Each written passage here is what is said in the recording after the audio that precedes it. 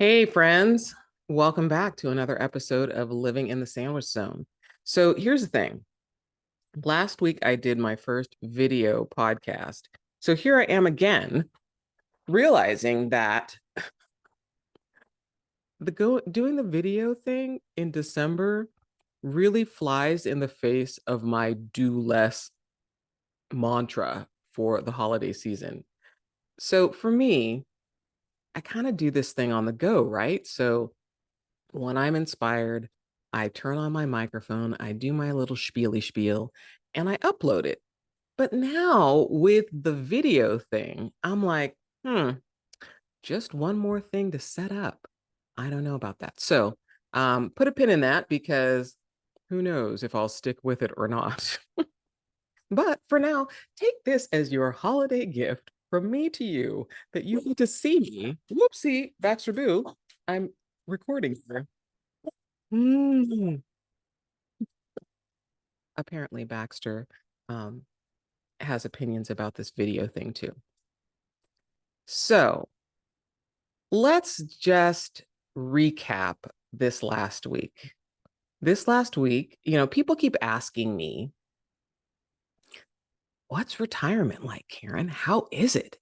It has been a month since I left work. And wowza, that is a doozy. I don't know that I realized how tired I was and am. And so I've taken a lot of naps. Uh, and I still feel like I have a lot of unwinding and decompressing to do. And it also doesn't feel that real because were I still working ordinarily in all of my years, basically, I would take off Thanksgiving week and I would take off generally 2 weeks during the holidays because my dad's birthday, Lenny's birthday, Christmas, I generally would take that time off. So I guess right now it feels like glorified vacation. It doesn't truly feel really real yet. But it was really nice. I mean, one of the big perks I think for me for being off of work, retired, not factoring that into my schedule is that last Wednesday when it was my dad's 88th birthday, I got to go over and spend the day with him without feeling this looming kind of cloud of must do things that have to happen. And we just got to hang out. And it was really great. I felt really free. Uh, and that I think was the best present ever. And, the presence, right? The present, the being present in a full way to just soak in the fact that I got another year with my dad. And really, with all the health ups and downs, I always joke that he's been playing Ding Dong Ditch on death's door for decades now. So even when I started this podcast, I don't think I had it in my mind that he'd still be here to spend a birthday with. So I'm really basking in that, in just how good it feels to just have been present with my dad, hanging out, not a care in the world, not worrying about getting back to work on time or, all of that. And that felt really good. And so it was funny because I've always been an elephant collector. I love elephants. I love their majestic nature. I love the sort of matriarchal female forward power of the elephant families. I love how loyal they are and how they communicate and really take care of one another. So I've always, always, always loved elephants. And so it was a big part of when I went to Africa to be able to see the elephants in their natural habitat, just unbothered by people, was really special. So, getting back to my dad and his birthday, what do you get? An 88-year-old man that pretty much has most things that he would want already. Um, it's kind of one of those things where there's not a lot. There's not a lot left to buy to give. And I will say this, the holiday season for me is challenging because while I love getting together and spending time with those I cherish and those I love, when you add on the layer of the holiday Christmas expectations, it is kind of for me, it's one of those things where, and I don't know why that thing just did that. That's so funny. I was gesturing, and apparently, this Zoom feature, it gave me a thumbs up. So I don't know if it sees my image and tells me, gives me little reactions. At any rate, the holiday season is really challenging because I'm a gift giver that kind of follows my yearly theme, inspired action. I like to see something and think of somebody and just get the gift and give it for no particular occasion. That's what really lights me up and brings me joy. What's harder is having a list of all these people to buy gifts for, that's sort of a must gift, expectation. I then don't feel like I ever have, I just don't feel like I find the right the things that really light me up and get me excited to give to somebody. There's just a pressure about it. There's a pressure about, the sort of gift giving season. So going back again to my dad. So I decided after Africa, I became connected with the Sheldrick Wildlife Organization, and they do a lot of animal rescues, particularly elephants. And I was scrolling through their page one day, and I was noticing that on their page, they list the orphan and the orphan's birthday. And so as I was looking, I was actually looking to see, oh, I wonder if any elephants share my birthday. Well, what I found that I came across an elephant that shares my dad's birthday.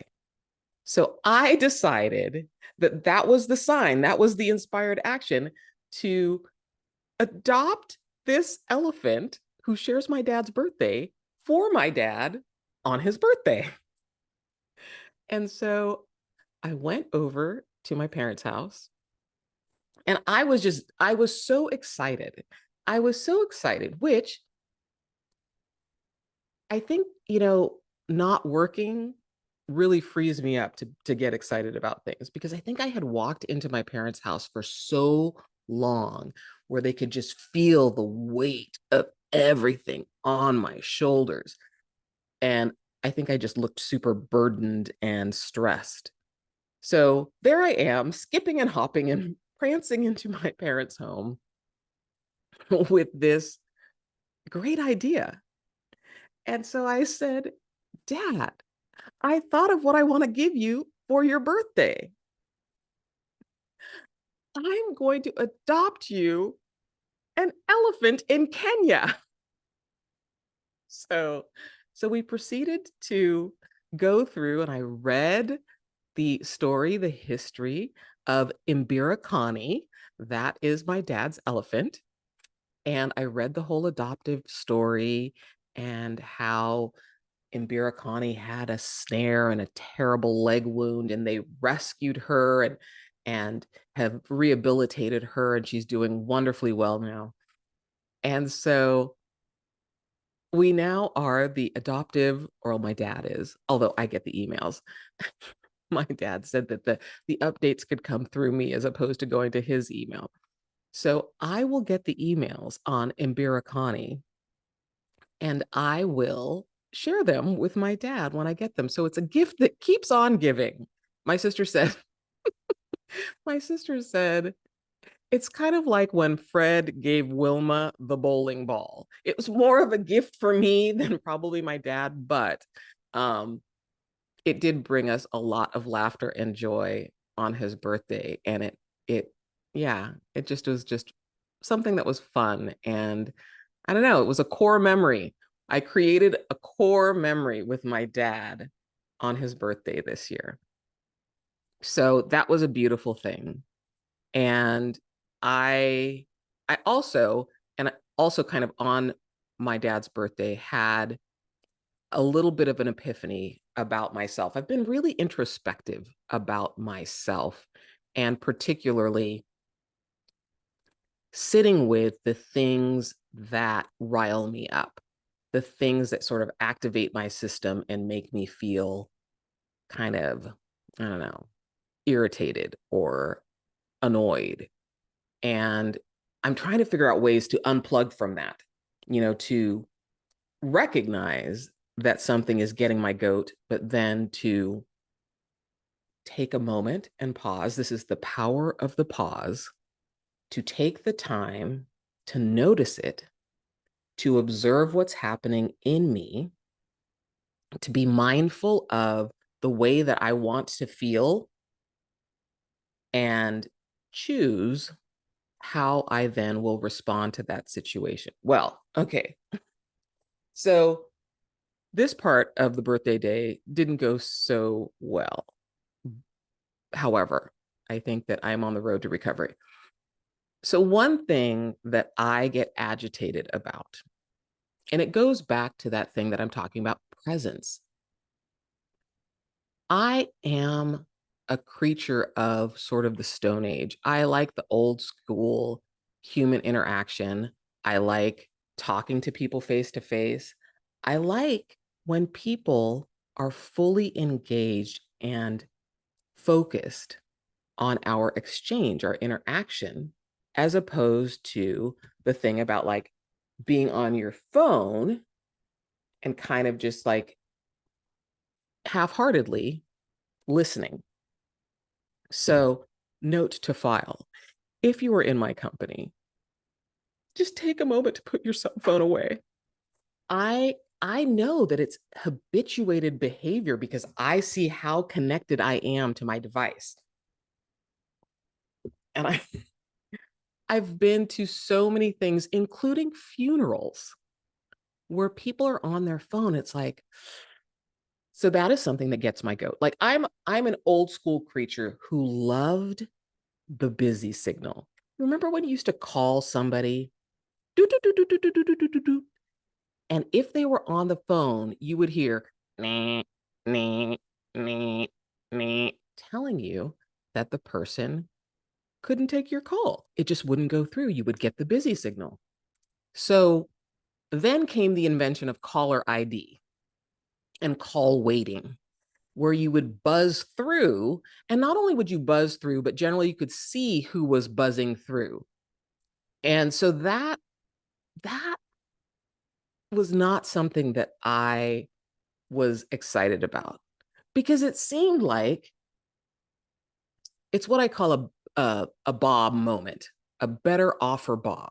So you're on the phone with someone and then you get that and you, excuse me, hang on, someone's calling. Let me just click over. And you click over, and sometimes they'll have a complete full conversation with the other person while you're on hold, or sometimes they'll click back over and say, hey, I've got to take this call. I'll call you back. That's what I call the Bob, better offer Bob. Like somebody, a better offer has come up, and you will then exit the conversation and go have the conversation with somebody else. So that is that is something that it's a thorn for me. And I recognize that it's a thorn for me. So, so it's something that I have talked with my mom about for a bazillion moons. And it's something that I know, first of all, let me just preface this with I love my mother. I love her beyond words.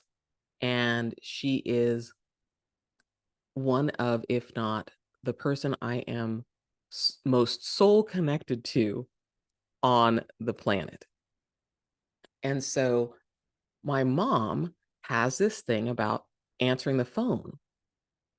And first of all, my dad doesn't like to hear the phone ringing. So there's that extra pressure on her end to pick up the phone. Then, secondarily, there's the telemarketer impact, which is there are a lot of telemarketing calls and they drive her bananas.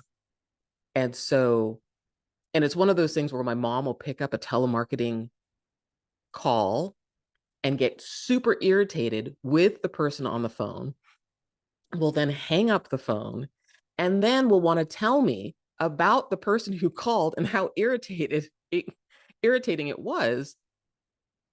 And so I'm like, no, no, no, no, no. I don't need to know that. That's just, that's just someone on the other end of the line, probably making minimum wage, trying to earn a living. And let's not direct our irritation at that person. So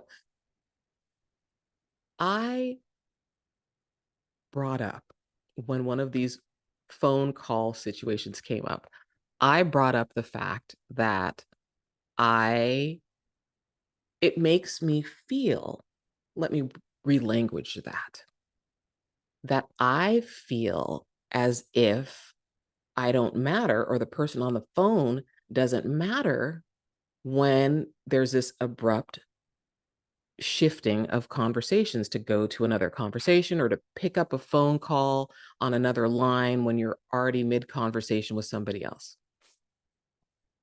And here's what I noticed. What I noticed is this. I have a disproportional reactive response to those situations when that happens. I feel just like really irritated. And when I shared that that's, the feeling that I have when it happens, I think for my mom, she was a little bit defensive about it. And knowing that my dad is the impetus in many circumstances to pick up every single phone call. Um, and also, I recognized in myself that it's not the phone call thing, that it's something more than the phone call thing. So this is where that led me, is that I realize, and I've always been a little bit of one of those people that has a keen sense of mortality. Like there are things that I want to make sure I do or say or resolve before the opportunity passes, before someone passes away. And when I sat with it, what I realized is that for me, the thing with the phone call switching over is skirting around the periphery of a bigger issue of a conversation that I want to have with my mom. And it's a sensitive conversation. And it's one that I feel like I will regret not having if I don't have it before she dies or I die. I guess really she dies because I will be around to self-flagellate and rake myself over the coals for not having had the conversation. So um, I've been sitting with that. And I've been sitting with that, debating if I should have that conversation. Because here's the thing, I have a really wide net of support. I've got two different kinds of therapists. I've got the psychiatrist now that's monitoring the anxiety medication. I've got a fabulous primary care doctor. I've got an incredibly supportive online group of women that I can process this stuff with.